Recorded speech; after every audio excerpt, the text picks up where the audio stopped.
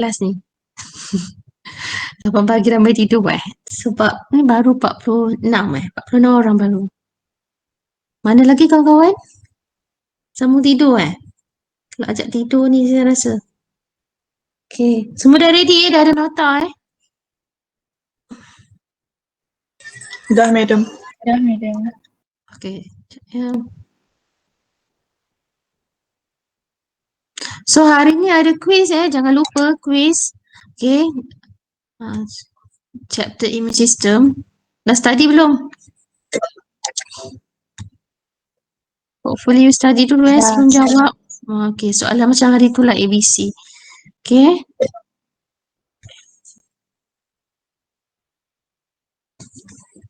Okay. Untuk chapter respiratory system ni, if you notice kelas, dia tak banyak sebenarnya. Very simple. Especially yang depan-depan tu je. Saya rasa sekolah rendah pun boleh faham. Okay. Tak susah pun. Yang belakang mungkin lah ada something yang new sikit lah dekat bahagian belakang. Okay, now kita learning objective, please read on your own. Okay, apa yang yang you perlu tahu in this chapter. Okay, and then kita tengok various respiratory surfaces in animals. Okay, respiratory surfaces tu ada tempat berlakunya pertukaran gas kelas. Respiratory surfaces, okay, a site for gas exchange, okay, between oxygen, carbon dioxide kan. Okay, so yang ni tak perlu hafal gas exchange apparent ni tak perlu. Okay, saya just beritahu directly what is respiratory surface tempat di mana okay gas exchange berlaku. Okay, and selalunya in order for to have efficient gas exchange, okay, you need respiratory surface tu perlu dia mesti large, okay, saya conclude terus dia mesti large, besar, moist, okay, lembab, and then mesti thin, maksudnya distance dia very very close. Okay, maybe one cell thick. Example kalau macam alveolus kan, alveolus tu very one cell thick saja. That's why oxygen sedang nak diffuse in. Okay, and then the path for diffusion is short. So jarak dia macam tu lah, one cell thick untuk alveolus. So very short. So example of respiratory surfaces here, we have skin, gills, trachea, lungs, outer surface.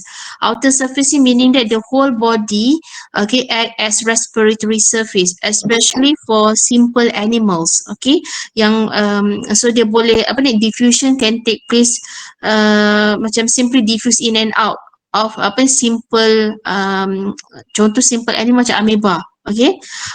Yang ni lain-lain ni dah familiar kan ni, so saya boleh cepat yang part ni sebab tak ada apa sangat. Okay, ni contoh lah tadi. Okay, the whole body act as respiratory surface. Example here, paramecium, amoeba. So oxygen can simply diffuse. Okay, carbon dioxide diffuse out. Okay, amphibian actually dia boleh berlaku melalui dia punya skin dia sendiri. And then dia ada lungs. Okay, amphibian. And then kalau you tengok selalunya kan, dia ada banyak blood capillaries bawah epidermis dia. Okay, echinoderms or sea star, sea urchin, semua ni kan. Okay, dia ada benjolan-benjolan. Kalau tengok kat surface ni, dia tak smooth. Okay, benjolan-benjolan tu kita panggil papula. Okay, in this area, oxygen boleh diffuse in and out. Okay, diffuse oxygen masuk, diffuse out carbon dioxide. Okay, and then dia pun ada gills. Okay, dia ada gills. And then next we have insect. Insects, trachea. Okay, dia ada trachea system, trachea, and then dia ada dia boleh masuk ikut spiracle, oxygen masuk ikut spiracle, and then move to the trachea. You can see here the trachea branches dekat sini. Okay, dia ada branch kat sini, dekat sini ada tracheole. Okay, so oxygen masuk ikut sini, carbon dioxide keluar pun juga ikut sini, tracheal system, and they spread out throughout the whole body. Okay, and then we have fish. Insang, gills, okay, nanti kita tengok. And then we have mammals, ialah human mammals, okay, we have alveolus, okay, you dah familiar. Alveolus ni kalau you tengok dia one cell thick only, and then covered by blood capillaries. That's why gas exchange is very efficient. Okay, sebab dia nipis, thin, and then short distance, and they're full of blood capillaries. Okay, last surface area dia moist. Ini semua karakteristik tu lah. Okay, now ni contoh tadilah saya dah mention the entire cell surface of unicellular organisms such as amoeba, okay, act as respiratory organ or respiratory surface. Okay, so simply diffuse in and out of the cell surface. Okay, and this happen because of their small size. Okay, tidak apa sangat. And then worms, a worm kita dah tahu skin, normally skin lah as gas exchange organ, okay, because they are small size and flat. Characteristic, okay, okay, sebab dia kecil tadi, dia small, dia flat, so it provide high ratio of respiratory surface to body volume. Okay, so yang ni you kena faham dia punya sebab dia, okay, provide high ratio of respiratory surface to body volume. Dia boleh tanya tau, okay. So allowing for sufficient gas exchange for the whole body, and normally dia akan tinggal dekat damp water or moist places. Okay, macam katak kan, bila dia ikut dia skin breeders dia kena tinggal dekat kawasan yang damp water or moist places untuk facilitate diffusion of gases across the skin. Okay, and normally dekat bawah skin dia saya dah mention ada banyak capillaries. Okay, so this is to ensure efficient gas exchange. You can see here black capillaries under the skin epidermis. Okay, next we have gills. Okay, we have two types of gill, external gill and internal gill. External and internal common dalam fish. Yang ni yang external, di luar badan. Okay, di luar contohnya macam axolotl, salamander, dia di luar. Okay, nanti ada gambar. Okay, ni contoh-contoh je lah. Okay, sea star tadi saya dah mention kan, dia benjolan ni pun boleh oxygen can diffuse in, okay, carbon dioxide can diffuse out, and at the same time dia ada gills kan dekat sini. Okay, dia ada gills juga. Okay, sesama lah crayfish, macam udang ni kan. Okay, dia ada gills. Ni kat dalam. Okay, ni contoh lah. Okay, mud puppy ni kenapa Okay, external gill. Okay, and fish. Okay, contoh, so moist thin structures that extend from the body surface. Okay, outer surface is exposed to water. So bahagian luar ni betul lah dia terdedah pada air, tapi bahagian dalam dia akan terdedah pada network of blood vessels. So blood capillaries agak banyak sebab kawasan yang di mana berlakunya gas exchange, saya dah kata dia ada banyak blood capillaries. Okay, so sea stars, sea urchins have dermal gills that projects from the body wall. Gases are exchanged between water and ceramic fluid. Ni ceramic fluid ni bahagian dalam lah antara air dan juga dalam badan dia, coelom. So okay, dia punya sea star. So bahagian dalam dia ceramic fluid. Okay, various type of gills are found in some annelids. Annelids contoh dia worm, tapi worm kebanyakan skin breeders. Okay, ni some sahaja. So okay, so kalau dia jarang lah minta contoh gills dia dah tahu gills mesti ikan. Okay, so soalan takkan tanya contoh gills apa. Okay, kalau dia nak tanya mungkin dia boleh tanya pada unicellular organism, maybe dia tanya pada worm, contoh dia kata dia skin small size and then reason dia sebab apa, yang benda tu you kena tahu. Okay, and then gills, kenapa dia efficient? Okay, because okay, tengok dia. Okay, sebab pertama, gills has great respiratory surface area. Ini pernah buat exam 2 kali. Okay, dia ada great respiratory surface area compared to the remaining body surface sebab dia full of tiny blood vessels. Okay, dia banyak blood vessels. So bila banyak blood vessel, okay, and then they close contact with oxygen dissolved in the surrounding water. That's why they're very efficient. Okay, full of tiny blood vessels. Okay, ni contoh external gills. Okay, salamander, axolotl. Okay, axolotl dekat sini. Ni tak adalah nak keluar exam, don't worry. Okay, cuma nak bagi tahu kat you contoh external gills. Okay, so disadvantage dia, dia kena constant movement to avoid oxygen depletion. So dia kena sentiasa bergerak. Kalau tidak, oxygen akan deplete sebab dia punya gills dekat luar. Okay, so easily damaged, tu disadvantage lah. Okay, and then fish, I'm sure you dah pernah dengar dah, fish, it is counter current exchange. Okay, so saya tak tahu you boleh bayang ke tak, this is lamella. Okay, lamella yang insang tadi, manikan tadi. Okay, lamella, and pergerakan lamella tu sama dengan pergerakan air, water flow. Okay, lamella and water flow. So dekat sini you can see here, dekat this area, okay, water flow. And this is the blood flow in the opposite direction. Okay, opposite direction meaning that ni Okay, dia poor blood. Okay, poor oxygen. Okay, tapi because it is counter current exchange, you can see here as water flow dia akan carry oxygen, so high concentration of oxygen, so berlakunya diffusion bila dia masuk kan, dia akan diffuse lama-lama oxygen concentration dia akan drop bila dia masuk. Okay, yang darah tu pula dia poor oxygen, tapi it's okay because it will receive oxygen as dia opposite direction kan, so dia akan receive oxygen, so dia akan semakin banyak oxygen content inside the blood. Okay, because of apa ni, blood dia flow opposite direction, okay, within lamella tu. Okay, so ni maksud dia counter current exchange. It encounter fresher water with higher oxygen concentration. Okay, so dekat sini kena ada state gradient lah to ensure, okay, diffusion boleh berlaku, okay, between water and blood. Okay, semua okay? Tidur lagi ke? Okay sebab senang saya laju Okay, madam. Pagi patutnya fresh kecuali mengantuk lah sebab malam tadi study ni kan, nak exam, nak quiz. Okay, next, okay, ni respiratory surface in terrestrial organism, organisma daratan. Okay, so tak sesuai gills untuk organisma yang daratan. Gills are replaced because udara, air is less buoyant than water. Okay, dia kurang keapungan. Okay, so gills need structural support. Kalau gills dia perlu structural support of water. So because air, udara is less buoyant than water, gill will collapse outside water. Okay, gill will collapse outside water. So kita perlu replace gills, tak sesuai untuk terrestrial organism. And water diffuse into air through evaporation. Okay, air mudah diffuse. Okay, mudah evaporate. Lagilah gills provide an enormous surface area for water loss through evaporation, so tak sesuai sebab mudah sangat nak evaporate. Okay, so untuk terrestrial organism we have this, okay, trachea, skin and lungs. You dah familiar dah. Okay, untuk insect you boleh tengok dekat sini, air will enter through the spiracle. Ada E hilang dekat sini. Okay, air will enter through the spiracle dekat sini. Ada opening dekat sini, ada pembukaan. Ni lipas ke apa tak tahu ni. Okay, so ada bukaan dekat sini, so udara akan masuk dekat sini. Okay, you can see oxygen masuk dekat sini.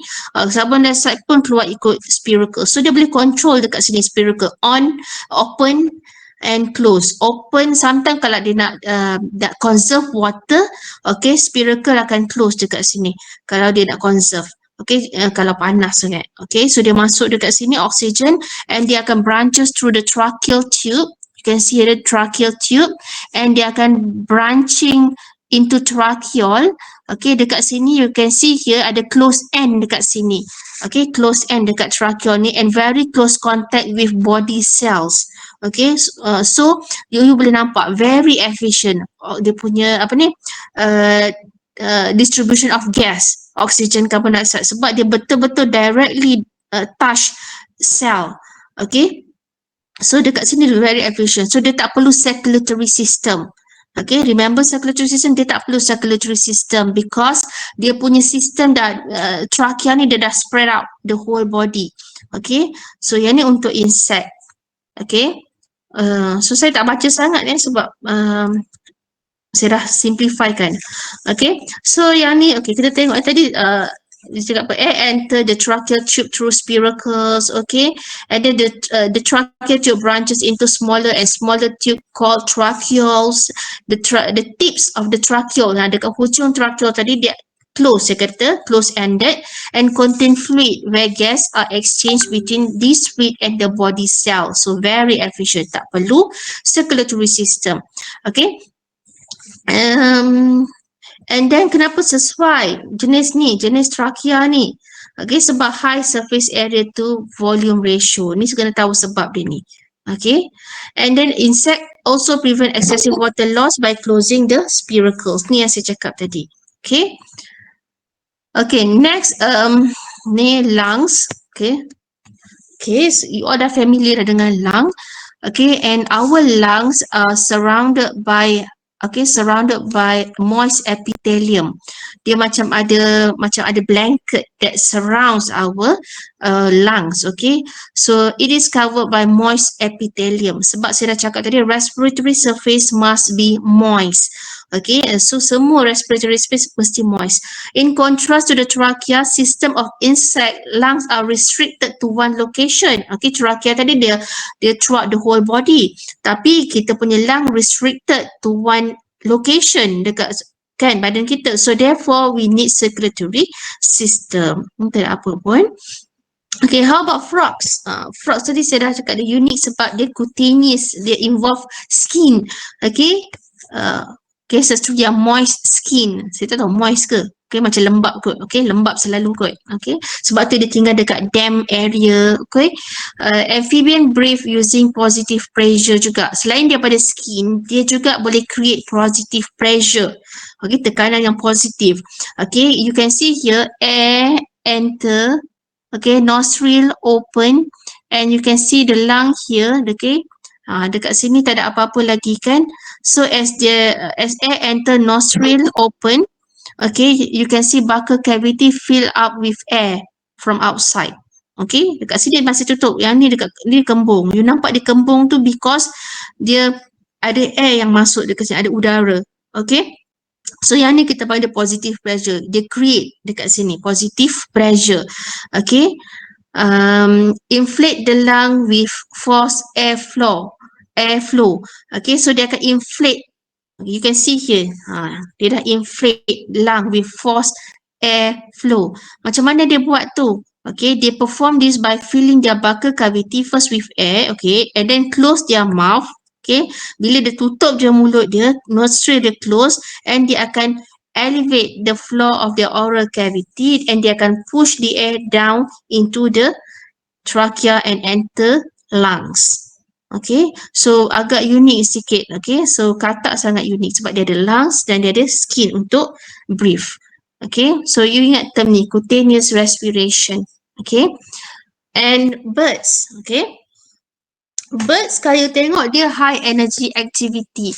Yes, sebab dia fly. Okay, and then they require great deal of oxygen. If you notice, kalau you seorang hikers kan, you suka hiking, okay, you panjat gunung, kalau gunung tu agak tinggi, mungkin udara oksigen dah makin kurang kan. Kalau gunung yang lagi tinggi, you depends on gas oksigen kan you bawa kan. Tapi bila you panjat ke atas, tiba-tiba you nampak burung lalu depan you.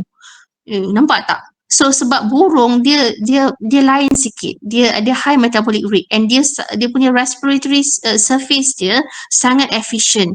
Okay, sangat efficient and kita panggil dia ada 2 cycle breathing process. Okay, they have evolved a 2 cycle breathing process involving both lungs that involve unidirectional airflow.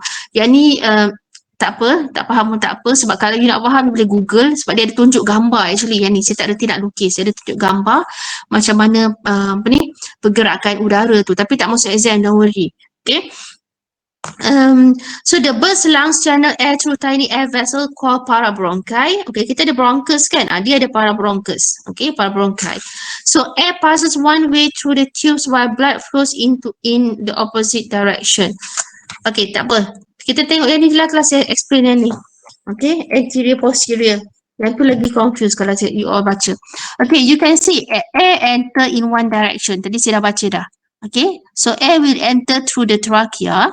Okay, and then you can see here dia ada posterior air sacs and anterior air sacs. Okay, as air enter the trachea during first inhalation, dia ada 2 times inhalation and 2 times exhalation. Okay, for bird. 2 times inhalation and 2 times exhalation. First inhalation, okay, udara yang agak segar, okay, fresh air will enter the posterior air sacs. Okay, so your posterior air sac akan expand. Okay, and at the same time, your anterior air sac juga akan expand tapi dia akan receive stale air, udara yang agak lama, okay, stale air from lungs. Okay, so meaning that during inhalation, both posterior air sacs and anterior air sacs expand.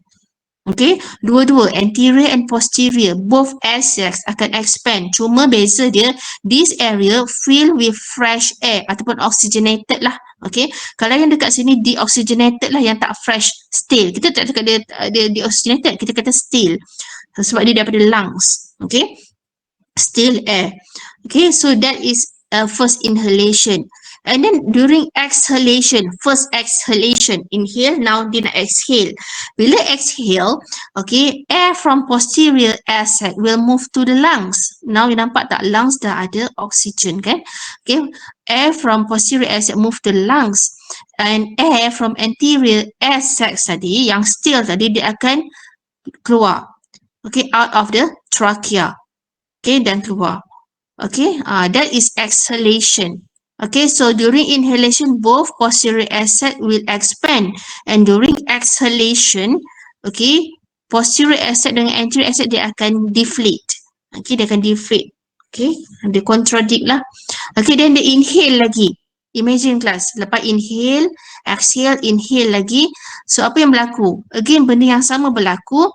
Daripada lungs tadi akan masuk anterior air sacs, and your second inhalation akan masuk to your posterior air sacs. Okay. So and then next you exhale lagi. Exhale. Okay. Masuk balik from posterior pergi pada dalam lungs. From anterior akan move out. Okay. Tu maksud dia dekat sini two cycle breathing process. Dia one way. Okay, satu arah, okay, yang blood flow ni dia tak tunjuk kelas, tak ada gambar. Okay, previously ada gambar, blood flows in the opposite direction, cross current flow. Okay, you baca je lah. Okay, kalau you nak tengok, you boleh tengok dalam internet, maybe ada. Okay, so kita tengok tadi, saya dah mention tadi. Number one, first inhalation, tadi saya dah mention kan, udara masuk, pergi dekat posterior air sac will expand, okay, and at the same time anterior air sac pun dia akan expand sebenarnya, tapi dia akan fill with still air from the lungs. Okay, tak apa, tengok yang number 2 dia kata apa, first exhalation, first inhale masuk sini, first exhalation dia akan move dekat sini lah, to the lungs. Second inhalation, maksudnya daripada lungs akan masuk balik ke dalam anterior air sacs. Second exhalation dia akan keluar. Okay, so lung dia sentiasa ada something, ada apa ni, ada udara. Okay, so that's why they're very efficient. Okay, that is every respiratory system. Okay, saya proceed semua. Okay Lepas setengah baru. Saya rasa habis. Okay, now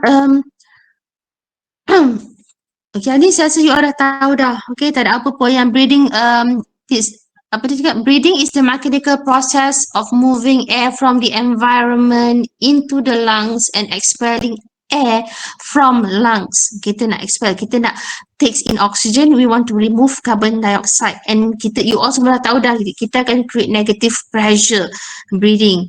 Okay, sebab kita nak pull air from environment. So you all dah tahu dah benda ni kan. Okay, bila you inhale, okay, bila you inhale, apa jadi? Volume akan increase sebab your lung filled with oxygen. Inhale, okay, you inhale, you boleh bayangkan you punya lungs to expand sebab filled with oxygen. Okay, tapi dia punya pressure akan decrease lah. That's why udara daripada luar boleh masuk, right? Okay, so bila you exhale, now you exhale, you keluarkan semua nafas you, so you tahu volume akan decrease. Betul? Volume akan decrease, tak ada volume, but pressure akan increase. Okay, so yang ni Boyle's law of physics. Okay, so tak ada apa sangat. Okay, so term lain, inhaling sometimes kita panggil inspiration, exhaling expiration. So term tu you kan tahulah, jangan cakap dia kata describe what happen during inspiration ke, you tak tahu inspiration tu apa, inspirasi kan. Okay, you kena tahu that is inhaling. Okay, ini tak ada masalah saya rasa. Yang ni pun you dah tahu, respiration is process of gas exchange. Okay, hopefully you ingat lagi respiration yang kita cakap ni, yang kita inhale oxygen masuk kan daripada luar. Okay, and then kita lepaskan carbon dioxide, and your cell, okay, your cell also takes in oxygen, betul tak? Cellular respiration, and dia akan release CO2 during cellular respiration. Okay, So during respiration, oxygen from the environment is taken up and delivered to individual cell because your cells need oxygen for cellular respiration and they can excrete CO2, product of cellular respiration. Okay, ni tak ada apa sangat. Ni pun tak ada apa sangat. Air enter the body through the nostril. Okay, nasal cavities. Okay, bila as it pass through this area, it will be filtered, it will be moistened and brought to body temperature. And then your nasal cavities ni ada apa? Lined with moist ciliated epithelium. Okay, sentiasa ada mucus. Okay, and rich in blood vessels. Sebab tu mudah nak berdarah kat sini kan. Okay, cell within the epithelium produce mucus. Okay, to trap inhaled bacteria and other foreign particles. Ni tak ada apa pun. Okay, and then they akan move to pharynx, move to larynx, and then to the trachea. Okay, kalau masuk trachea, you bernafas lah. Kalau masuk dekat esophagus, still okay lagi. Tapi kalau you makan tertutup bahagian trachea, susahlah nak bernafas kan. Sebab sambil makan, sambil bercakap, confused nak tutup ke nak buka trachea you. Okay.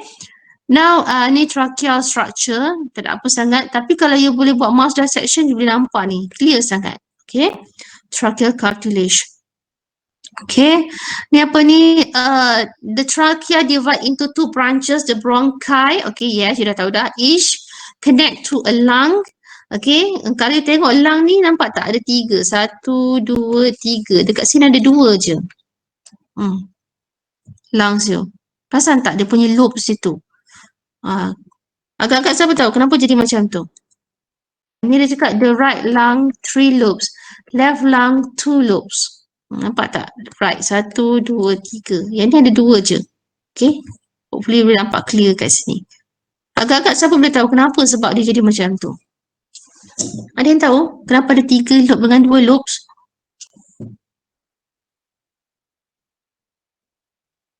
Tak ada idea? Kenapa agak 3 Tuhan ciptakan macam tu? 3 dengan 2.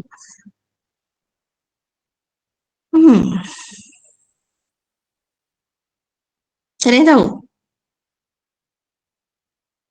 Ada idea tak agak kenapa macam tu? Dia macam besar sikit. Kalau you perasan, For the heart. yes, betul, untuk height. Okay, sebab dia slightly left. Okay, so dia ambil ruang sikit dekat situ. That's why 3, 2.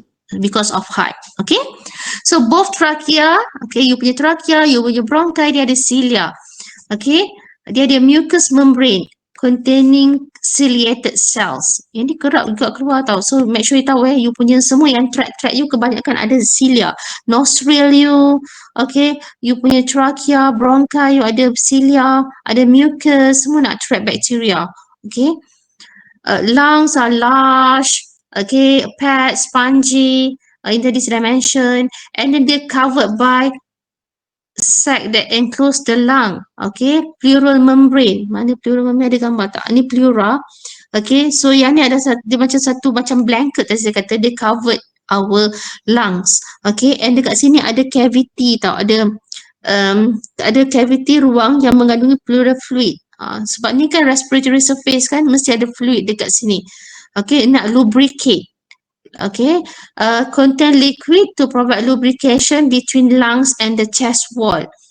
Okay, inside the lung is bronchi, you dah tahu dah kan, bronchi, bronchioles, hopefully ingat lagi lah. Okay. And then last kali bronchi, bronchioles, and you have alveoli. Okay, alveoli banyak. Okay, each alveolus singular is lined with an extremely thin single layer of epithelial cells. Tadi saya dah mention, you punya alveoli ni one cell thick. It's made up of epithelial cell and it is one cell thick, so very thin. So gas can diffuse easily through the walls of the alveolus and into the capillaries. Maksudnya bila gas masuk dalam alveolus, oksigen akan mudah nak masuk dalam blood capillaries ni.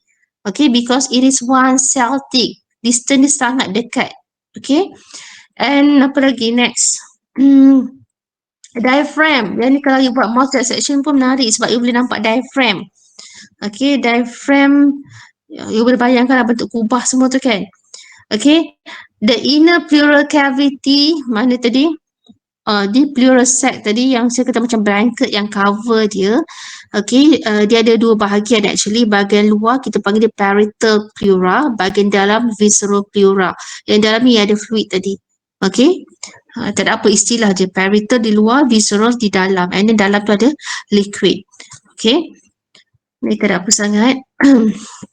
Pernah keluar, okay, alveoli punya structure, macam mana dia adapt for gas exchange. Apa kelebihan alveolus? Okay, they have large surface area for gas exchange. Dia banyak, numerous. Okay, and then selain tu dia moist. Okay, so bila dia moist senang nak dissolve gas. Dia thin wall because tadi saya mention the one cell thick, so gas can dissolve easily. And then they are surrounded by numerous blood capillaries. So mudah nak berlaku gas exchange sebab lepas masuk dalam alveolus dia terus masuk dalam blood capillaries. Okay, ni kelebihan alveolus yang you kena ingat jugalah. Okay. Have you heard Fick's law of diffusion? Class? Tak pernah kan? Tak pernah. Tak, madam. Okay, tak ada apa pun Fick's law ni. So, jap. Ni dia punya rate, dia punya formula dia. Okay. Okay, Fick's law of diffusion. Maksudnya dia nak ukur rate of diffusion. Okay, dan rate of diffusion, you boleh nampak dekat sini. Rate of diffusion increase if you increase A ni. Betul tak? D ni constant. Diffusion constant. If you increase A ni, okay, the area over which diffusion take place, semakin besar luas permukaan, semakin baguslah kan rate of diffusion. Okay, you increase A. Yang ni apa dia? Yang P ni, the difference in concentration. Okay, semakin besar perbezaan macam yang tadi lah antara apa ni yang masa contoh fish tadi kan dia nak diffuse masuk kan. So kan ada perbezaan kan, bila ada perbezaan senang nak berlaku diffusion. The difference in concentration. For gases, the difference in the partial pressures between the interior of the organism and the external. Macam kita lah, kita kena pastikan udara kita lebih banyak oksigen compared to our lungs inside, oksigen dalam ni. Supaya udara mudah nak masuk. So perbezaan kena besar lah dekat sini. Okay. Kena besar. Kalau sama susah lah nak masuk. Susah nak diffuse. And then distant. Ya, distant mesti apa kat sini? Mesti kecil lah kan. Kalau distant dia besar susah nak berlaku diffusion. Kalau distant dia one cell thick macam kes alveolus tadi. So rate of diffusion akan increase. Okay. So Fick's law of diffusion dia cakap apa? Okay, the diffusion process in respiration is passive, driven only by the differences in oxygen and carbon dioxide concentration on both sides of the membrane. Okay, so the rate of diffusion between two regions is governed by the Fick's law of diffusion. Maksudnya diffusion tu bergantung pada Fick's law of diffusion. Okay, amount of oxygen or carbon dioxide that diffuses across the membrane of an alveolus depends on the differences in the partial pressure on the two sides of the membrane. Maksudnya, diffusion tu bergantung pada partial pressure of contoh oksigen between the two sides. Okay, and on the surface area of the membrane. Ayat ni complicated juga, tapi tak perlu pun nak hafal sampai saya. Maksudnya, you kena ada perbezaan lah partial pressure between gas tu untuk membolehkan masuk daripada luar kena tinggi, dalam kena rendah, baru boleh berlaku diffusion. Okay, yang ni kalau baca agak panjang. Okay, saya concludekan. This is alveolus. Okay, oksigen akan banyak dalam alveolus. Okay, so apa jadi dia akan masuk dalam your blood capillaries yang surround alveolus tadi. So oksigen masuk, and last kali oksigen nak pergi kat mana? Dekat sel. Okay, target akhir dia adalah sel. Okay, last kali dia akan masuk dalam sel ni.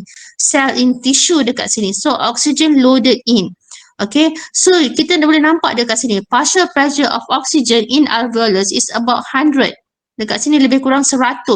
Okay, partial pressure of oxygen dekat sel tissue ni adalah 40 sahaja. Okay, 40 sahaja. So you nampak tak ada perbezaan dekat sini. Partial pressure oxygen between alveolus dengan sel. Okay, disebabkan ada partial pressure, then barulah diffusion boleh berlaku dengan efficient. Okay, rate of diffusion will increase. Okay, dalam kes ni pula carbon dioxide. Carbon dioxide kalau tengok partial pressure of carbon dioxide in our cells, okay, high, 46. Okay, kalau tengok dekat sini, partial pressure carbon dioxide dekat alveolus 40.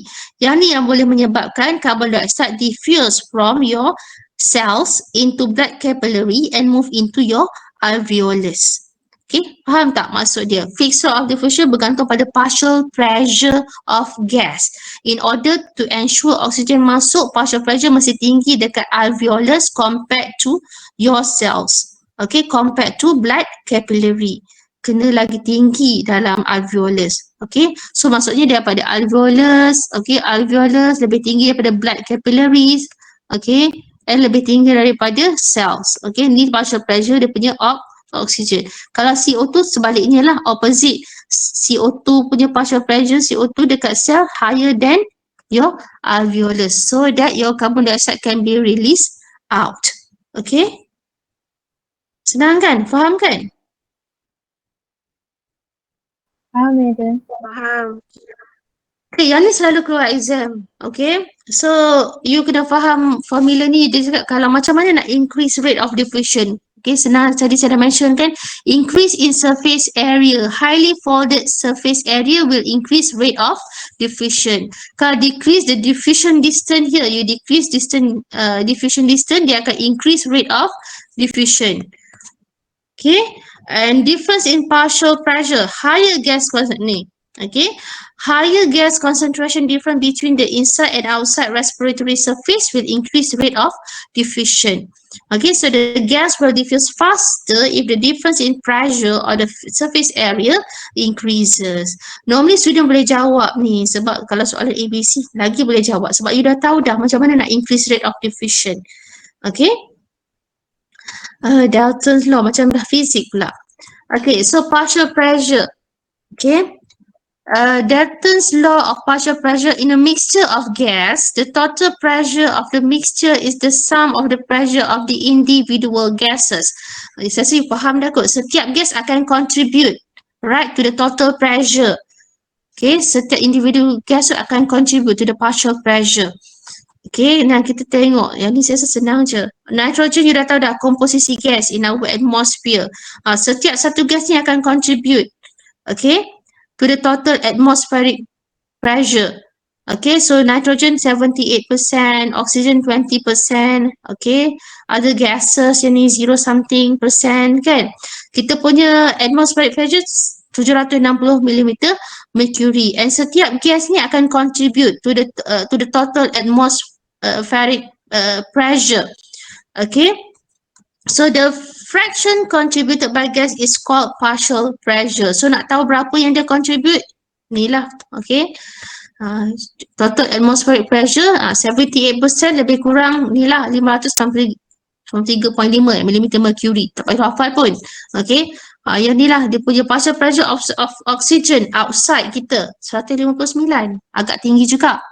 Okay, 159.2 mm mercury. Carbon dioxide dekat luar 0.2 mm mercury sahaja. Okay, so gas akan move from the region of higher partial pressure to lower partial pressure. So increase in partial pressure will ensure efficient gas exchange. So makin tinggi perbezaan, okay, dia akan increase fixed law lah ataupun rate of diffusion. Okay, ni contoh senang, you jangan takut sangat ya. Dia tengok ni alveolus 105, apa lagi? Ni atmosphere 159. So senang tak kelas agak-agak nak masuk daripada atmosphere masuk dalam alveolus? Senang. Senang kan? Sebab ada partial pressure dia agak besar dekat situ perbezaan. And you tengok pula dekat mana ni pula? Ni 100 mm mercury. The blood that leave the alveolus, okay, 100 mm mercury. Okay, as blood passes to the rest, okay, dekat tisu, terus tengok dekat sini, dekat tisu lebih kurang 40 mm mercury. You tak perlu hafal apa ni okay, kena faham je. So daripada 159 masuk ke dalam apa ni tadi, alveolus 105, masuk ke dalam apa lagi, okay, blood, masuk ke dalam tisu lebih kurang 40. So total pressure dia drop. So senang nak berlaku diffusion. Okay. Yang ni pula at higher altitude 20, okay, oksigen lebih kurang banyak ni je. higher altitude, atmospheric pressure dah kurang, lebih kurang 380. Partial pressure lebih kurang 80 mm mercury. Ni bila you panjat bukit, bukit tak cukup, panjat gunung kan. Okay, total atmospheric pressure dah drop. So nak tahu berapa dia punya partial pressure of oxygen tu. Okay, so you buat macam ni je lah kan. Okay, nak tahu berapa percentage dia. So this reduce in partial pressure of oxygen. Dah makin kurang dah partial pressure oxygen, 80. Okay. And this will prevent oxygen from entering the lungs. Tadi kalau you tengok tadi, lungs lebih kurang 105 dekat oksigen, ke alveolus 105. This one 105 alveolus.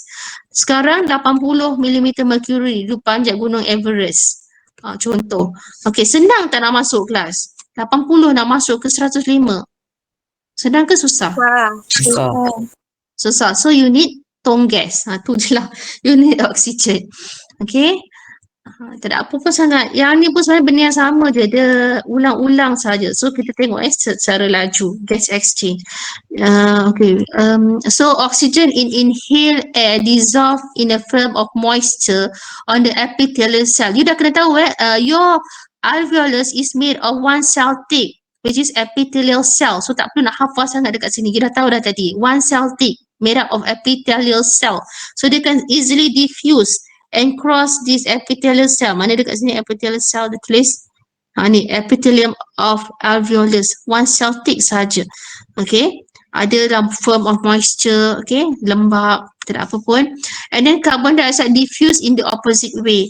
From the blood capillaries across the epithelium of the alveolus into the air space of the alveolus and out of the body as exhale air.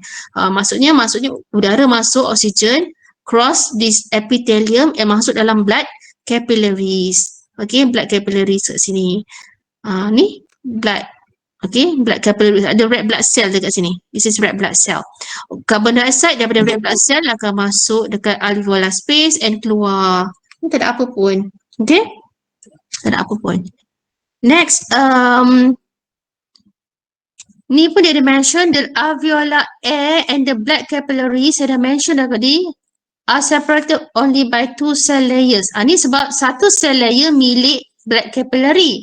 Another one cell layer tu milik dekat alveolus. So total ada two cell layers between alveolus dengan blood capillary. Okay, this is red. Okay, this is capillary. Alveolus dekat sini. So one cell thick, one cell thick. Okay, so total dua lah, milik alveolus dan milik blood capillary. So distance dia tak perlu hafal. Okay, the distance between the air and the blood is only sangat ni kecil lah dia punya distance dia. This allow rapid diffusion, decrease in distance in the Fick's law. Okay.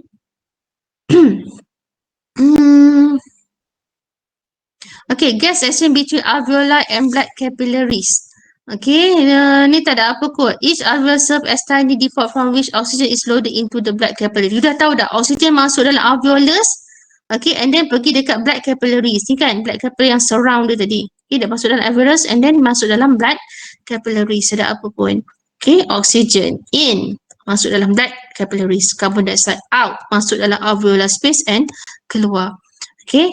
Tak apa dah kot. Dia faham tak? The concentration of oxygen is more concentrated in the alveoli than in the pulmonary capillaries. So oxygen diffuses from the alveoli into the blood.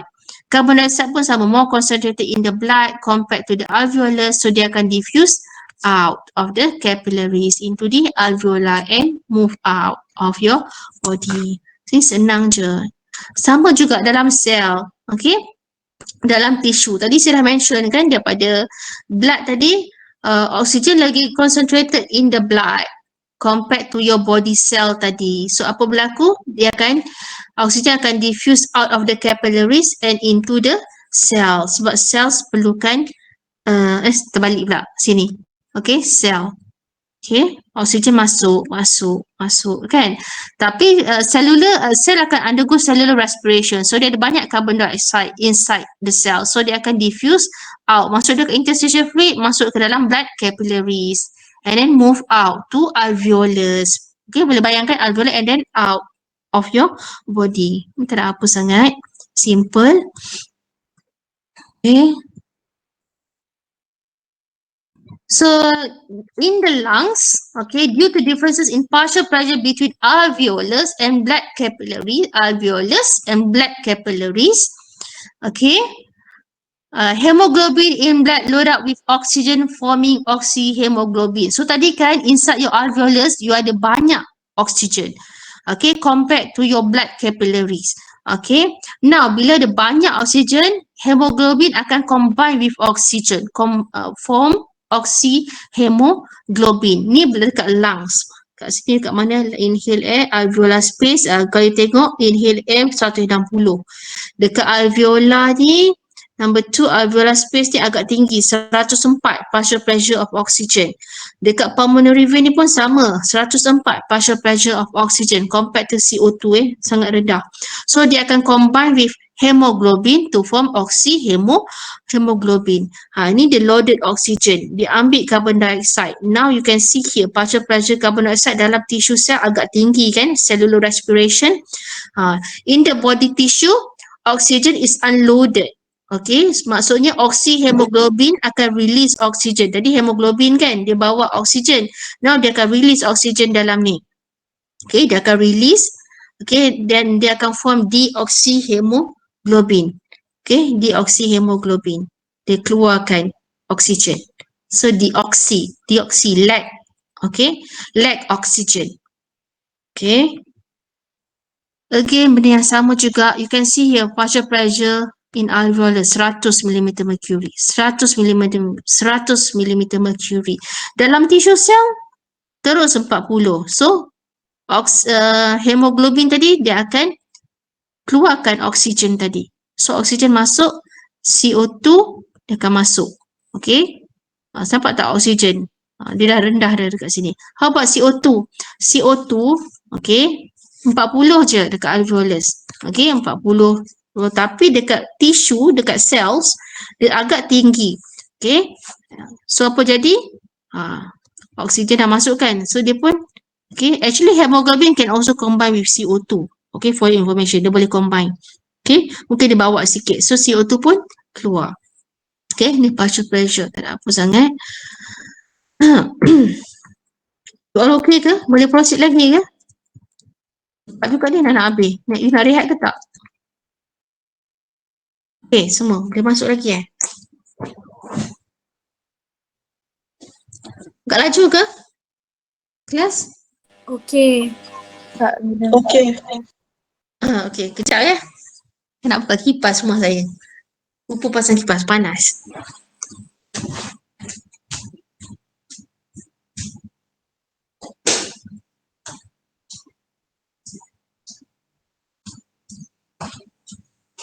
Okay. Okay, kelas. Yang ni you tengok betul-betul gambar ni dia nak habis dah ni, slide ke berapa ni? Slide 48. Cepat juga. Slide yang ni tak banyak sebenarnya chapter ni. Very simple. Okay. Okay, now you tengok dekat gambar ni. You are going to discuss about gas transport. Okay. Kita nak transport carbon dioxide lah, to be more specific. Okay. Tadi dah belajar kan macam mana carbon dioxide agak tinggi in our cells because our cell produce CO2 during cellular respiration. Betul? So yang you faham, kita inhale, kita sedut oksigen, and we exhale, kita release carbon dioxide. Okay, yang you faham macam tu kan. So ni apa yang berlaku in your cells. Okay, dia nak cerita macam mana carbon dioxide is transported out of your cells. Okay, now CO2 is transported in the bloodstream in 3 forms. Ni agak glamour semasa exam yang gas transport CO2 ni agak glamour, so you kena faham lah. Okay, kalau tengok ada 3 forms CO2 is transported out of your cells. Okay, so this is tissue cells. Okay, you can see that tissue cell, dia akan produce CO2 during cellular respiration. Okay, and CO2 akan dissolve in interstitial fluid. Okay, and yang dalam ni, you can see dalam ni adalah blood, your blood vessels. So inside your blood vessel, you have a red blood cell dekat sini. Okay, this is your red blood cells. Ni interstitial fluid, ini cells. So CO2 akan dissolve into your interstitial fluid, then dia akan masuk into your plasma. Okay, blood plasma. Okay, kalau tengok dekat situ you tengok kat sini only 7 to 10%. Depends ya buku mana you baca. Campbell ke Solomon ke, sometimes value ni akan berubah. Okay, mungkin Solomon kata 7 to 10, saya tak sure ni buku mana, tapi dia berbeza sikit lah, tapi tak apa, kita bagi range tu kat sini 7 to 10%. Okay, CO2 will dissolve in blood plasma. Okay, maksud dia akan dissolve in blood plasma. Ni dalam blood plasma ni lah. Okay, another 20%, okay, will bind to hemoglobin. Okay, dekat sini, okay, before dia bind to hemoglobin, actually 90%, okay, 90% of the CO2, okay, tadi dia masuk dekat sini kan, 7 ke 10%. So over 90% lah lebih kurang kan, dia akan masuk to your red blood cells. Okay, over 90% of the CO2 diffuses into red blood cells.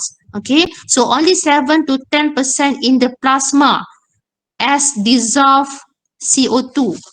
Faham ya dekat sini? Ni, okay. Now, CO2 akan masuk ke dalam you punya red blood cell. Okay, apa yang berlaku? CO2 ni akan combine with water. Okay, dia akan combine with water, catalyzed by carbonic anhydrase, forming carbonic acid. Okay, forming carbonic acid, and some of the CO2 here, nampak CO2 tadi dekat sini kan? Dia akan combine with hemoglobin. Okay, some CO2 is picked up and transported by hemoglobin, about 20%. Gambar rajah ni dia punya ni tak cukup. Dia kena dekat sini. Okay, CO2 combine with hemoglobin. Nampak tak? Okay, ni hemoglobin, good CO2. So dia combine with CO2, hemoglobin. Okay, ni 20%. Okay, ni number 2. Ni number 1 dekat sini. Number 2 ni dekat sini. Number 2. 20% bind to hemoglobin. Dekat sini tadi CO2 combine with water, catalyzed by carbonic anhydrase. Okay, nama enzim tu sebab tu 90% berlaku kat dalam ni sebab dia ada enzim dekat sini. Okay, combine with carbonic anhydrase and dia akan form carbonic acid. Okay, carbonic acid slightly acidic and this is weak acid, and dia akan dissociate, dia tak stable. Okay, it will dissociate into bicarbonate and H+. Okay, so yang ni dia kata bicarbonate ions 72%. Okay, so maksudnya CO2 is transported in the form of bicarbonate ion 72%, sorry, 72%. Sebab ada buku guna 70%. Okay, 72% dia tulis kat sini. Okay, so nampak tak ada 3.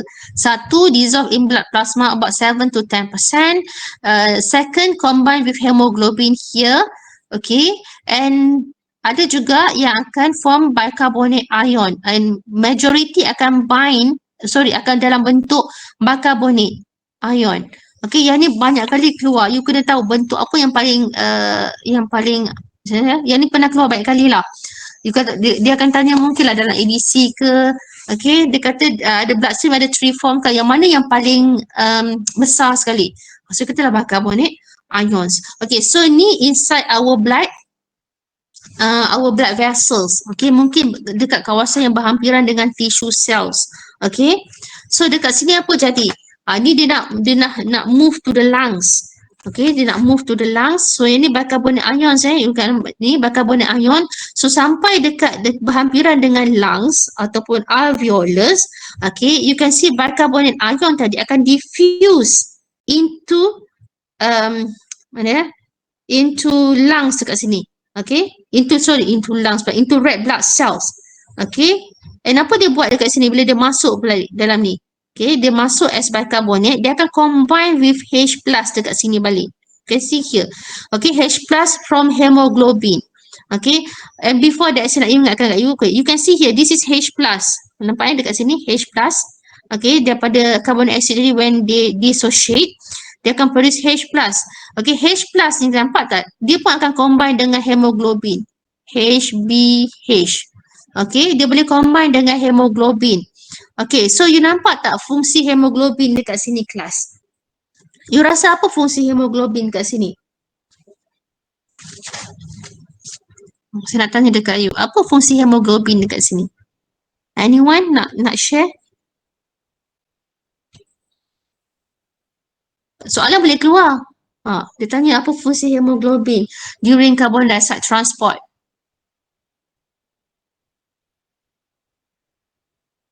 Siapa nak? Dia tak ada tulis dalam nota kan? Tapi dia boleh tanya. Boleh tanya. Apa fungsi hemoglobin kat sini?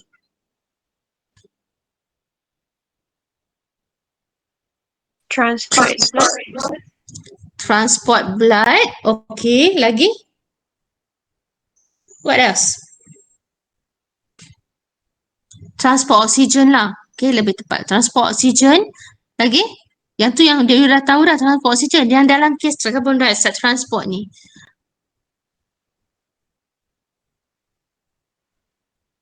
Anyone here? 3, 3, 3, 4. Transport carbon dioxide. Transport carbon dioxide. Okay, one mark. Lagi? Okay. Fungsi hemoglobin. Transport oksigen, transport carbon dioxide. What else?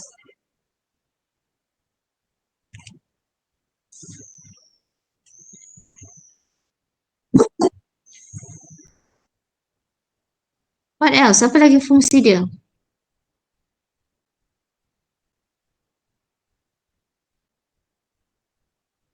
Right, saya tunggu.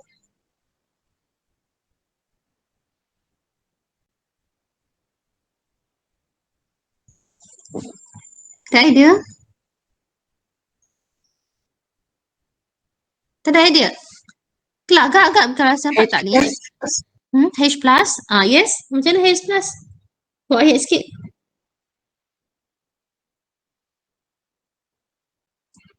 Macam nak, apa you nak cakap pasal H plus ni? It transport H plus ion.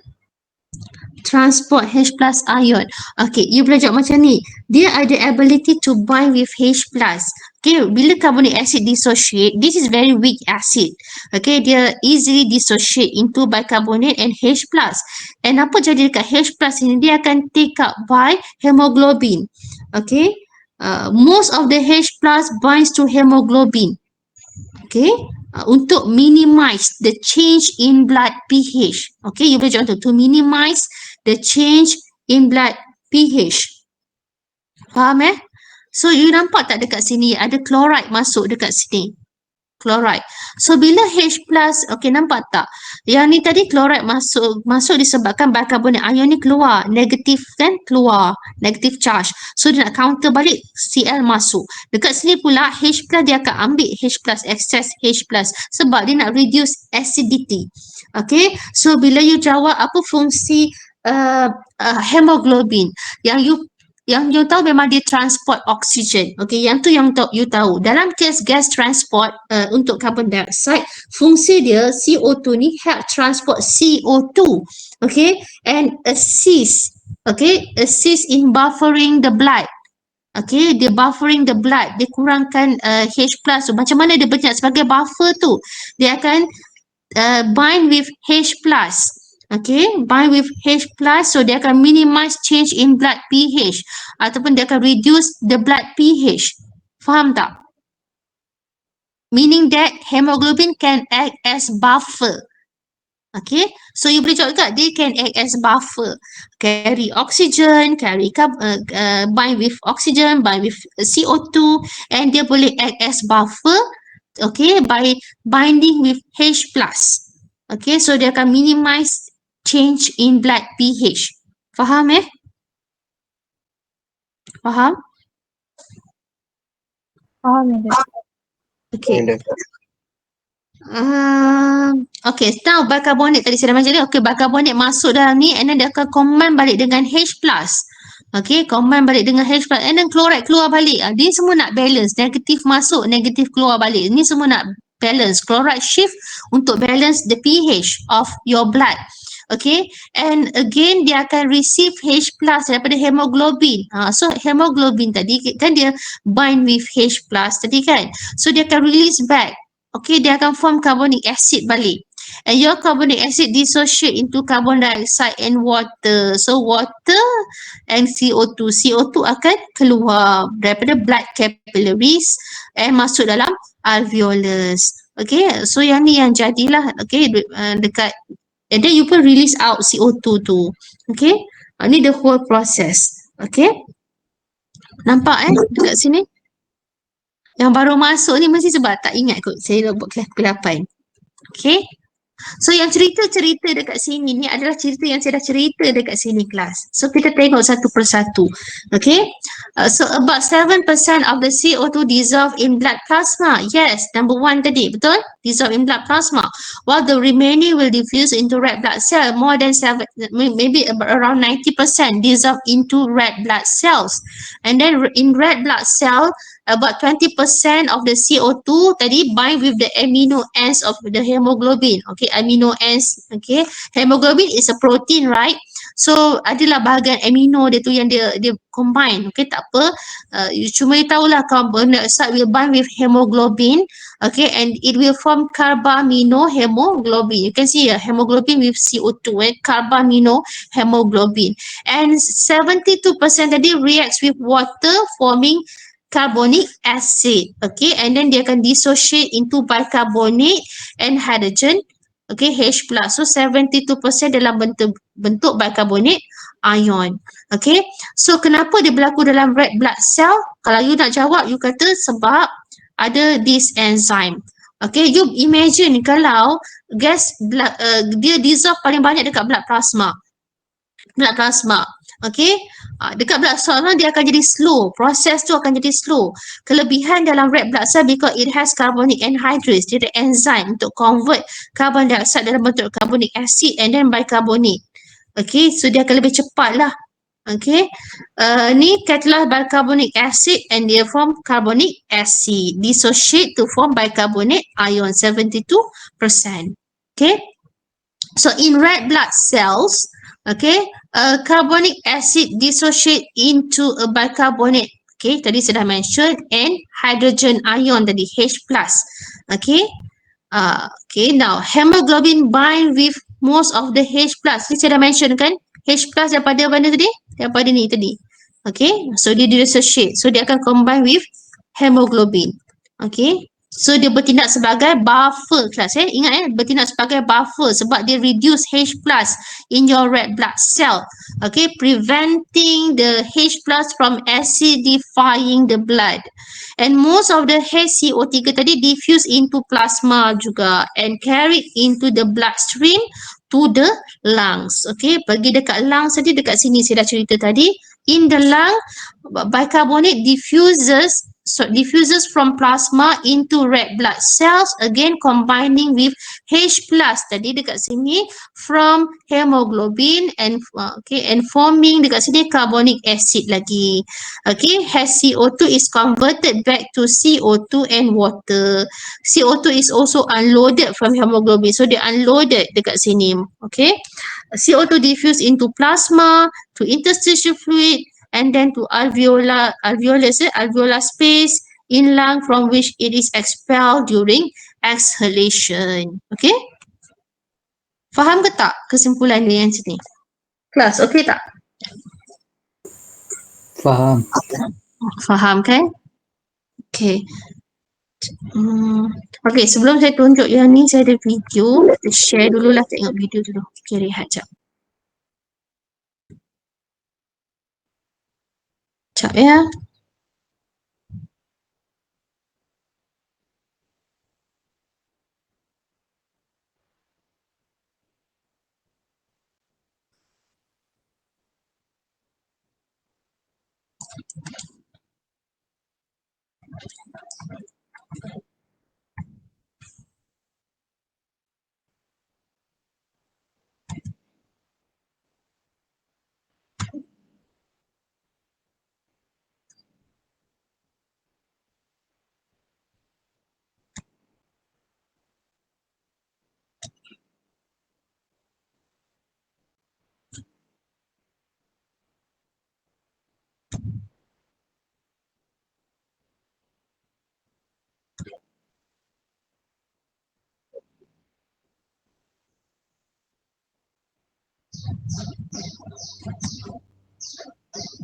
In this video, we'll be looking at the Boleh dengar tak kelas? Boleh. Okay. transport of carbon dioxide in the bloodstream. Now we say that actually there are different ways of transporting carbon dioxide. Some of them will be transported inside the red blood cell. It can bind to the hemoglobin to be transported. Sometimes they can be just dissolved in the plasma as carbon dioxide. But we say the majority of the time the carbon dioxide is actually transformed into hydrogen carbonate ions, which is processed inside the red blood cell, but then actually finally transported in the plasma. And we're going to look at the process in which this happens now. So these three represents the cells, and the space around them will be the tissue fluid, and then these two lines is representing the capillaries inside, and we've got the red blood cell here and the plasma on the empty space around them. Okay, so we're going to look at the process now. So we're saying in the very beginning, cells obviously do respiration, aerobic or anaerobic respiration, and in the end result, we will make carbon dioxide and water, and we're going to be looking at carbon dioxide here. So first of all, inside the cells, the carbon dioxide will diffuse out of it into the tissue fluid here. And then the carbon dioxide can diffuse into the plasma as well, then finally diffuse into the red blood cell itself, like that. And then the carbon dioxide actually combines or reacts with the water inside the red blood cell, and it will turn into the carbonic acid, which is H2CO3. And notice that the sign here is reversible because the whole process can be reversed. And then we say that actually carbonic acid is what we call a weak acid, and it can dissociate very easily or ionizes very easily into two things, because for anything that is acidic, they must make hydrogen ions. If they can't make hydrogen ions, then they're really not really an acid, we say. So first of all, it will break down into one hydrogen ion, and then the rest of it will combine together to make hydrogen carbonate ions, which is HCO3 minus, like that. And that is the ultimate form of the carbon dioxide when it is being transported. And we said in this case, we need to process these two things, okay? Now, first of all, like I mentioned, the hydrogen ion is what actually makes the whole thing acidic. It's not just this. If it's the carbonic acid, H2CO3 like this, that keeps intact in this case, then it doesn't actually demonstrate any acidic properties. It's when it dissociates itself, forming hydrogen ions, that's when the whole thing becomes acidic. So we need some ways of basically buffering the hydrogen ion to make it go away, basically, to combine it with something else. And we say in this case, actually combines with hemoglobin to form something called hemoglobinic acid. So we can simplify that as HHB. And so because now the hydrogen ion is bound to the hemoglobin, it no longer exhibits its acidic properties, so it's fine.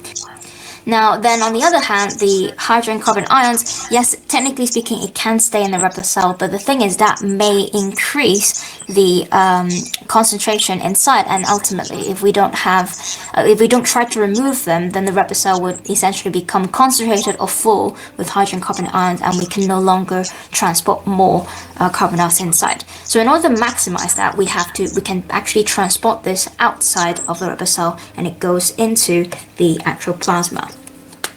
Now we've got a different problem that now that the hydrogen carbon ions is now transported outside, the charges are not balanced. You can't have suddenly something that's supposed to be more negative inside and suddenly it's not quite so. So therefore we say in order to counteract that problem, we have something called the chloride shift, where the Cl- ions that is normally inside the plasma will actually be transported inside here. And there you have it. This is the whole process of carbon dioxide transport. So, quick run. In the beginning, we've got the cells that do respiration, releasing carbon dioxide. They can diffuse out into the tissue fluid, then into the plasma, then finally inside the red blood cell. When it's inside the red blood cell, the carbon dioxide will bind to the oxygen and react to form carbonic acid. Carbonic acid is a weak acid which can then ionizes and dissociates easily into hydrogen ions and HCO3 minus, which is hydrogen carbonate ions. The hydrogen ions are then buffered and bind to the hemoglobin to form hemoglobinic acid. Then the hydrogen carbonate ions, in order to maximize the efficiency of the red blood cell converting or transporting carbon dioxide, they will be transported out of the red blood cell, and they can remain stable inside the plasma and travel along. And then we've got the chloride shift happening, where the chloride ions actually goes back into the red blood cell in order to balance the charges that actually has happened here. And this is what happens when the red blood cell gets the tissues and the organs. Now, and then it travels all the way along the bloodstream until it gets back to the lungs, and then inside the lungs, this whole process reverses and goes back in the opposite direction. The chloride ions will come back out, the hydrogen carbonate ions will go back in, then hemoglobinic acid dissociates into the two hydrogen ions and hemoglobin. Just to add that to make it very clear. Then after that, the hydrogen ion and the hydrogen carbonate ion will bind together to form carbonic acid. The carbonic acid will then separate to form carbon dioxide and water. Carbon dioxide diffuses into plasma, then into the tissue fluid, and finally into the cells within the alveoli, and then finally out of the alveoli and breathed out of the body. So this direction occurs in tissues and organs, and the opposite direction occurs when we get to the lungs. And this is how we transport carbon dioxide in the body.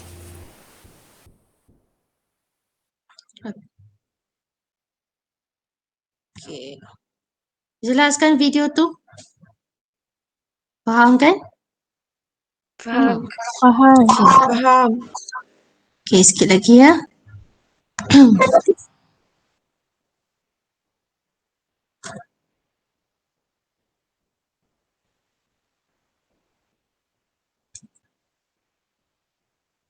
Nampak slide saya? Sekejap. Nampak.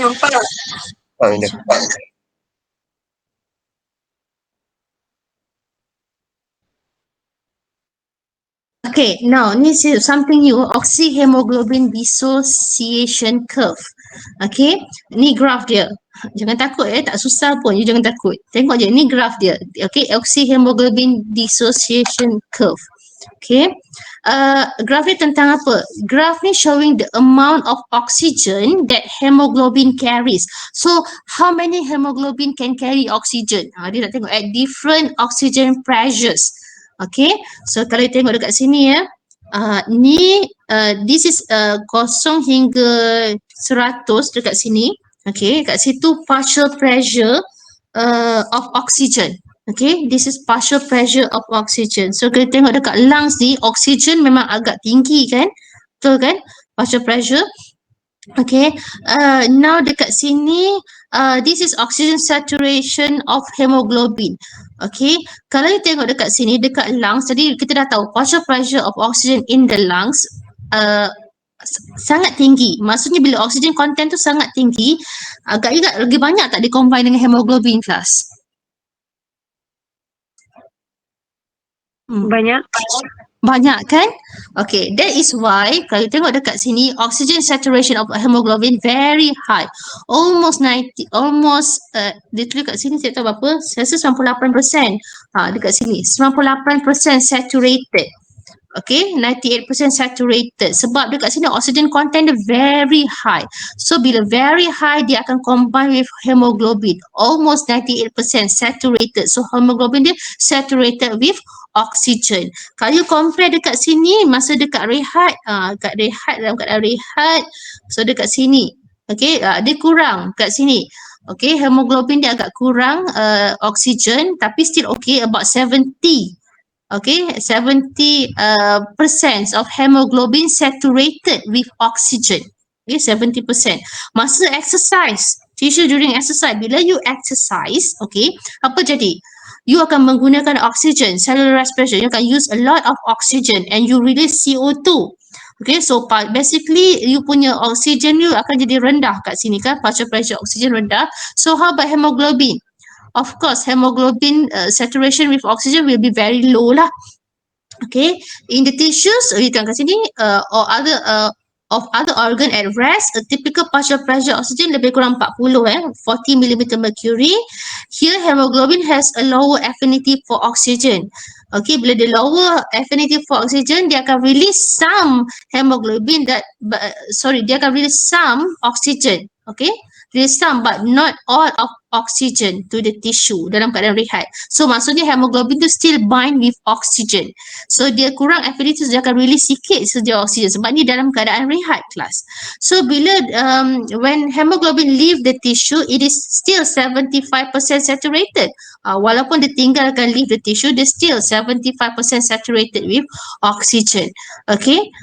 So dekat sini masa exercise dia sudah mention dia, tak ada pula kat sini exercise. Okay, now you tengok. The degree of hemoglobin saturation, okay, is determined by the partial pressure of oxygen, which varies in different organs throughout the body.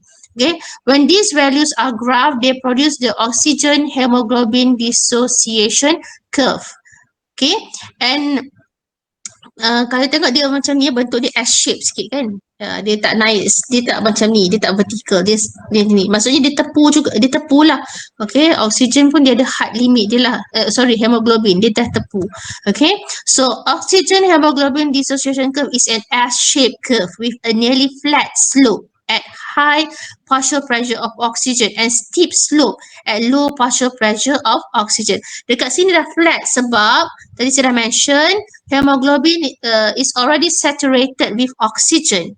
Okay, dekat sini dekat low partial pressure oxygen, hemoglobin tu still ada banyak tempat yang boleh diisi oleh oksigen.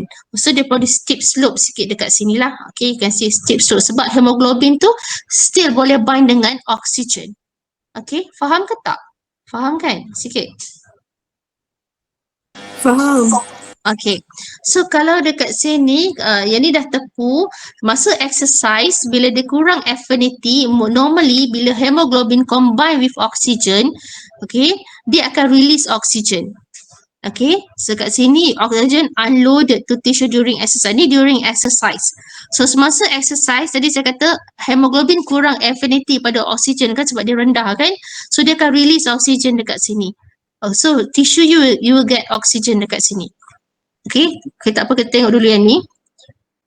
Okay, yang ni. Ini beza sikit, ni pH. Okay, oxygen saturation of hemoglobin, ini partial pressure of oxygen.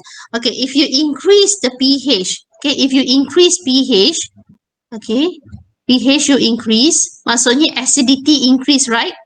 Acidity increase, okay.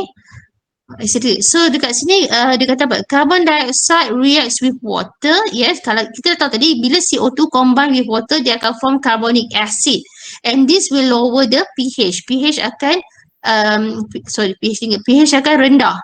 Okay, this will lower the pH. Bila pH rendah maksudnya acidity increase. Lowers the pH which decrease the affinity of hemoglobin for oxygen. Okay, for your information, bila acidity increase, okay, acidity increase, dia akan decrease affinity for hemoglobin to bind with oxygen. Okay, sebab tu tadi kalau you tengok cerita yang tadi, video tadi, H plus akan combine dengan hemoglobin kan, H plus sebab dia nak reduce acidity. Sebab bila acidity increase, dia akan reduce affinity for hemoglobin to bind with oxygen. Ni, you kena faham ni decrease affinity of hemoglobin to bind for oxygen. So, an effect called Bosch shift, in which the curve move towards the right. So, okay, kalau nampak graph ni dia move slightly to the right. Okay, ni pH 7.4, ni pH 7.2, dia move. Yang ni menunjukkan pH dia dah semakin rendah. Okay, acidity increase, pH dia drop. Bila pH drop, dia akan menyebabkan hemoglobin ni dia kurang affinity for oxygen. So, dia akan retain less oxygen at lower pH. Okay, dia akan retain less oxygen. Maksud dia akan keluarkan oxygen. Dia retain less.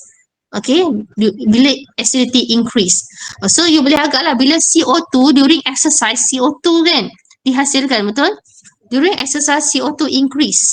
Bila CO2 increase, CO2 will combine with water, forming carbonic acid. So, this will increase, this will lower your pH. Okay, lower pH ataupun acidity increase, this graph will shift to the right. Bila dia shift to the right, kita panggil dia Bohr shift ataupun Bohr effect.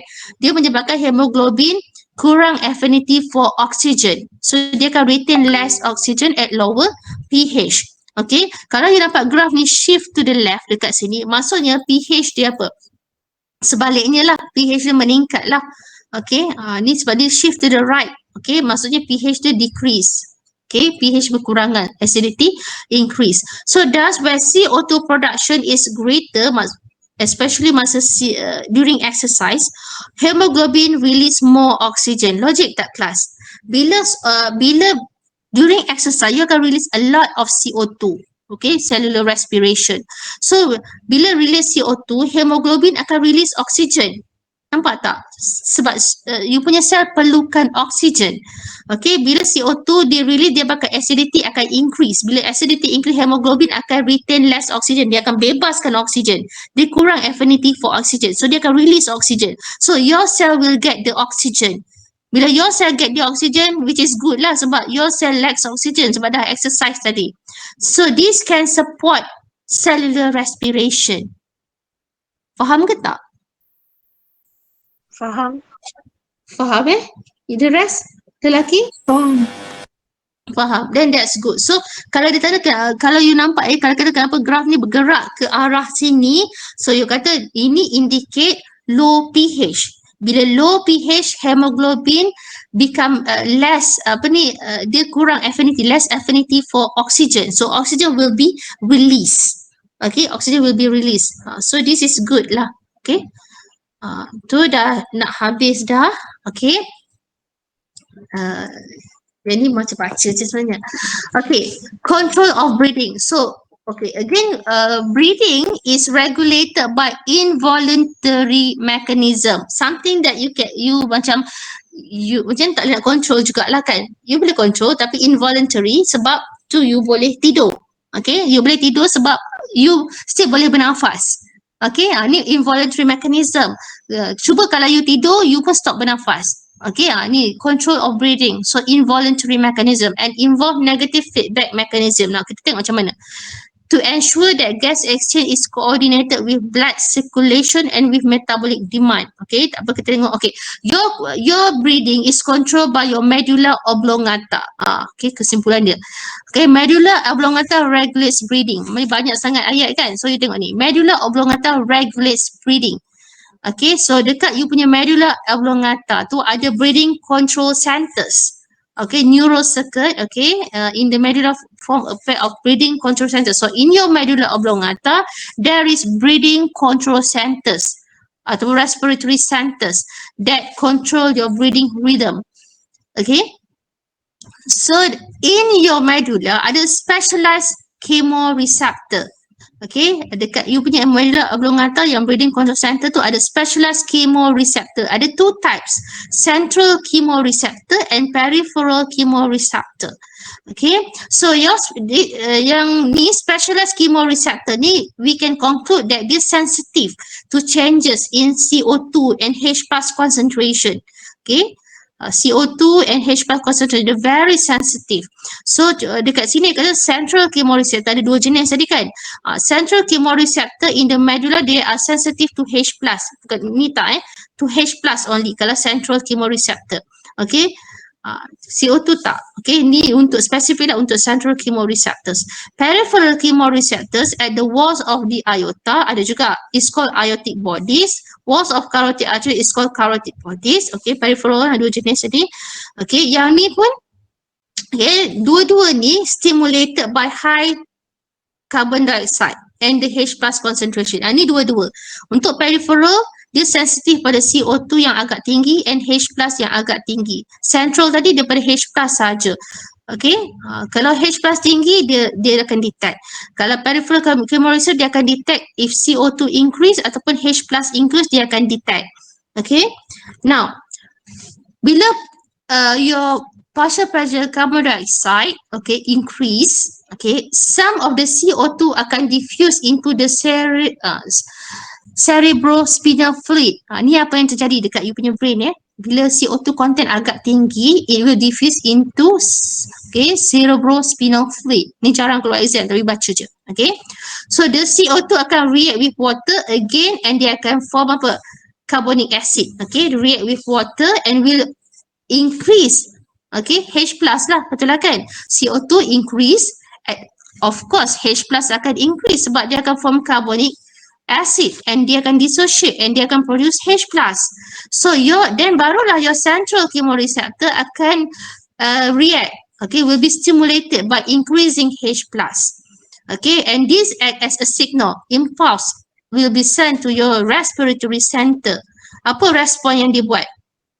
Increase the depth and rate of breathing rates to remove CO2. Sebab CO2 tinggi tadi kan? Dia dah detect. So apa dia nak buat?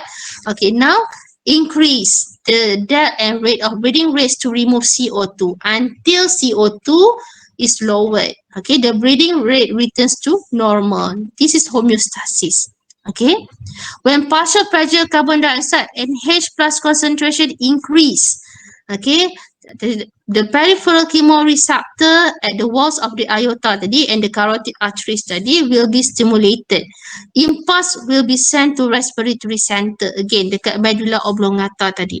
Respond increase depth and rate of breathing rates to remove carbon dioxide and again benda yang sama je until it returns to normal. Okay, yang ni melibatkan brain, controls of breathing. Okay.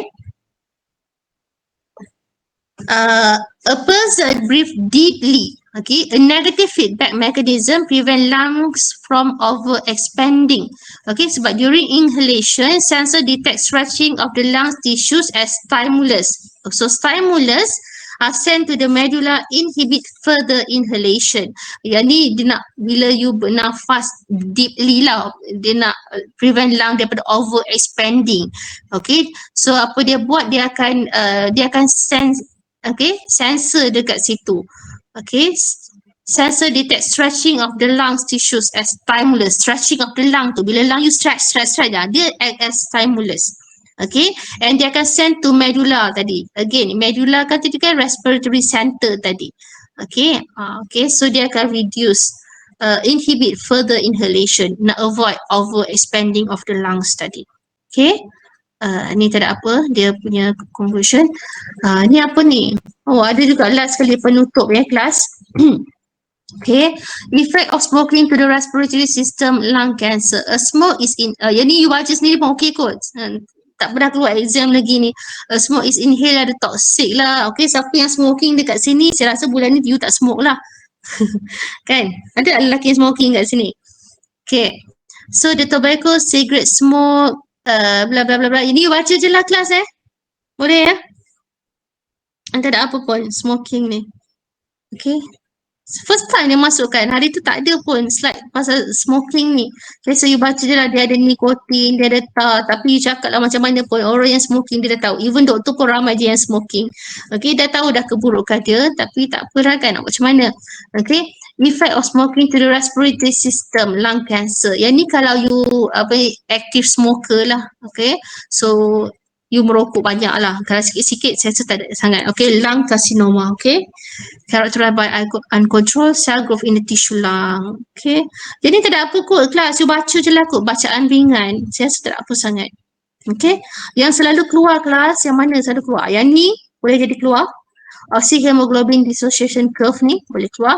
Yang ni agak kerap keluar juga, gas transport untuk respiratory system. So you buatlah workbook you tu ya. Kalau tak sempat bincang pun you buat dulu. Okay. Sebab kita dah last minggu akhir kan. Okay, sekarang minggu akhir. So memang tak sempat untuk discuss workbook respiratory system, tapi buat je. Yang tak faham you boleh tanya. Okay. Yang lain tu jarang-jarang keluar. Okay. Yang ni you tahu Fick's law. Boleh keluar. Sekali dua pernah keluar. Fick's law. Yang lain-lain tu sedang-sedang je lah. Okay. Ada soalan tak untuk chapter ni? 2 hours tak sampai pun. 1 jam 35 minit je. Any question for this ni chapter? Ada yang tak faham tak? Madam, Dekat bahagian yang graph tu kan, yang Madam cakap kalau dia shift toward the left, yang tu macam mana? Maksudnya macam graph dia serong ke kiri. Ke Serong dia bergerak je, dia shift bergerak ke ni, dia bergerak ke dia jadi sini. yang garis putus-putus tu. Dia daripada mana? Shift daripada mana? Okay. Di fact balik baca ni, boss shift, dia ke move towards the right. Right mana? Daripada 74, okay, pergi ke 7.2 ni. Sebab dia punya pH dia rendah kan, 7.2 kan? Dia bergerak to the right. Your right, ke sini. Daripada putus-putus ke straight. Okay? Antara dua-dua tu je lah. Okay. Yes. Tu je. Ada lagi?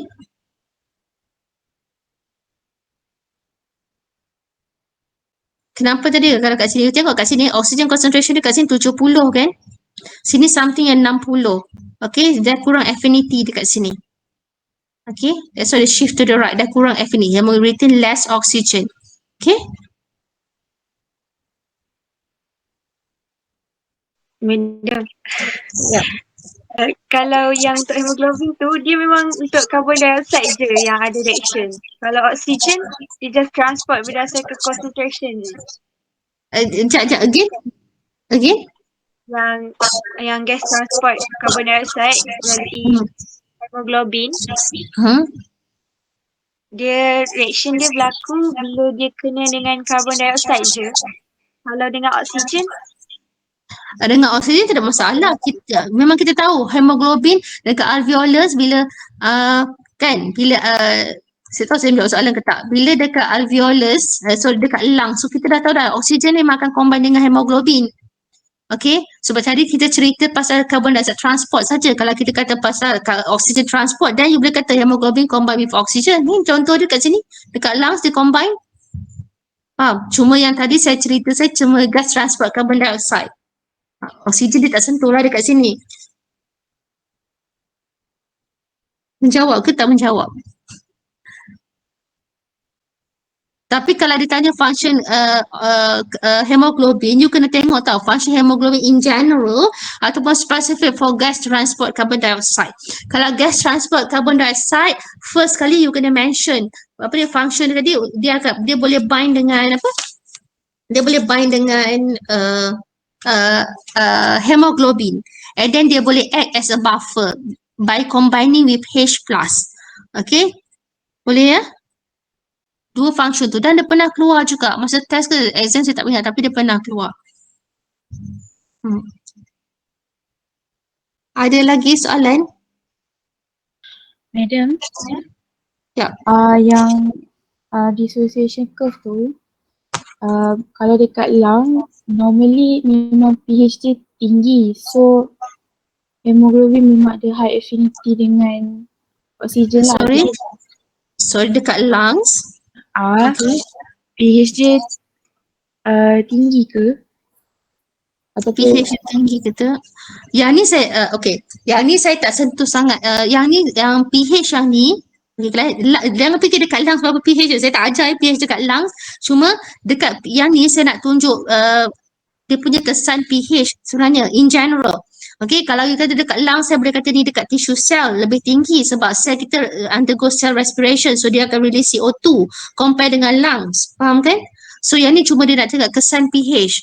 Dia boleh buat keluar graf kesan apa ni? Kesan kesan apa lagi yang saya kata? Kesan ini pH. Bagi contoh dia ada macam-macam graf lah. Okay, cuma saya nak cakap dekat sini, okay, yang ni bukan spesifik dekat lungs ke kat mana, effect dia kesan sahaja. Okay, pH, kesan pH dekat hemoglobin tu, saturation of hemoglobin. So dekat lungs jangan tanya saya berapa dia punya pH dia. Tapi kalau you compare dekat sel lagi tinggi, lagi rendah pH dia sebab CO2 ada kat situ. Faham Madam. Okay. You confused, ada ramai tak confused kat sini. Ni tak ada apa pun. Yang the first graph is just showing the saturation of hemoglobin. Okay, saturation of hemoglobin with oxygen. So dekat lungs ni kita tahu partial pressure dia agak tinggi. So hemoglobin akan bind with oxygen. So oxygen dekat sini, sorry, hemoglobin saturated with oxygen dekat sini. Kalau dia masa exercise, you can see here masa exercise. Okay, apa jadi kat sini masa exercise? Okay, kat sini kalau tengok partial pressure oxygen dah rendah. Okay, oksigen dia tak tinggi dekat sini. Kenapa oksigen tak tinggi? Oksigen digunakan semasa exercise and you release CO2. So affinity for oxygen dekat sini dah rendah. Okay, dah rendah sebab oksigen content kat tengok pun dah rendah kat sini kan, partial pressure of oxygen. So macam mana dia nak combine dengan hemoglobin? So of course dia akan rendah. So saturation dia mungkin akan rendah. Tak banyak hemoglobin yang bind with oxygen. So bila rendah lagi-lagi dekat sini, so oksigen mungkin akan di-release keluarkan, okay, di-release out, masuk dalam sel sebab nak tolong sel tadi, sebab sel undergo cellular respiration, so you need more oxygen. Okay, so ini kebaikan juga, hemoglobin akan unloaded, okay, dia akan remove oksigen daripada sini. Okay, yang ni tak ada apa, it's just graph yang showing saturation, oxygen saturation with hemoglobin. Okay, faham ya? Masa dalam keadaan rehat you tak perlu banyak sangat oksigen. So dia akan maybe certain oxygen saja yang akan di-release, some oxygen, but not all oxygen. Okay, kenapa dia nak release semua oksigen? Sayang kan, membazir je kan. So dia release some sahaja sebab ni masa rehat. Okay, okay kelas? Okay, madam. Faham. Okay, okay faham. Jom, okay, ada lagi soalan?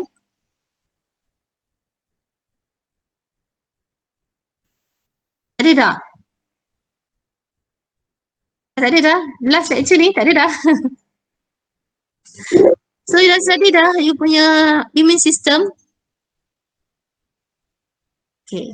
So, tolong jawab quiz ya hari ni. Bila duration sampai pukul berapa dia bagi? Saya pun tak ingat dah. Pukul malam. Okay, tak apa. So, jawab je lah ya. Kalau boleh jangan lambat sangat. Jawab pukul 5-6 petang kan. Make sure dah jawab pukul 5-6. Takutlah ada internet problem ke. Kan? Okay. Soalan lagi tak? Sekejap. Saya ambil kedatangan.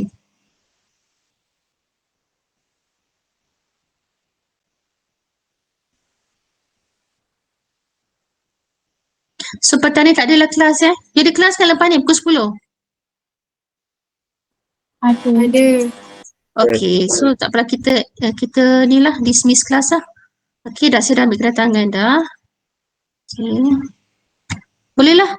Okay.